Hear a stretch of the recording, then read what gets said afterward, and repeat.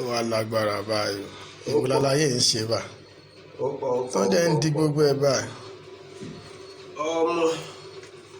ọlọ́fà àwọn gbogbo Tripoli kí ló ń ṣẹlẹ̀ ń bo lẹ́ ń lọ. bí bàbá bẹ̀ ṣiskomania yan ti mi kí ló ń bọ̀ kí ló ṣẹlẹ̀ gangan. alálẹ̀ kí ló hápùn.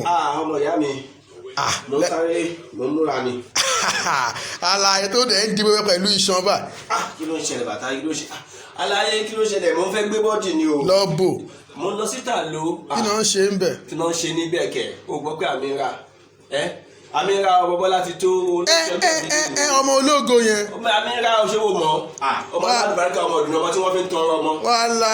owó ló ń ṣọjọ́ bílẹ̀ ní tí mo fẹ́ lọ bá yọ mo fẹ́ gbéra tán ni. lọ ìta ló lọ́wọ́ ẹ̀. ó ń lọ ní ọmọ ìyá mi. àjọ máa lọ ní ọ̀gbẹ́ni. ìwọ náà lọ àbí. àjọ máa lọ ní. ìyẹn bàtà mi délẹ̀.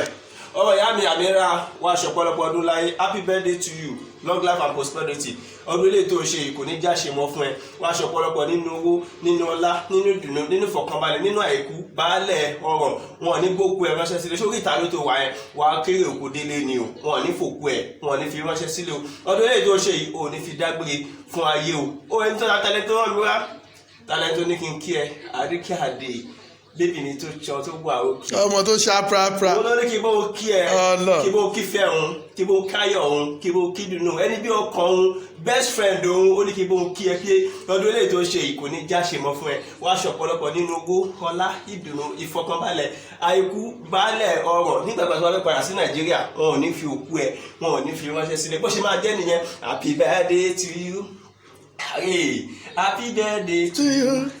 Hey, long life and prosperity to you. Happy birthday to you. Happy birthday to you. Amira baby o. Happy birthday to you. Hey, long life and prosperity to you. Happy birthday to you. Àríkẹ́ Àdé ọmọ ológo ńlá ó ní kí bó ṣe kí ni kí bó kí ẹ once again ó ní wàá ṣe ọ̀pọ̀lọpọ̀ ọdún nínú ọlá ńlá ó wọ́n tèmi as you know now ọlọ́fà mọ́jọ gbogbo TP kò ní bàjẹ́.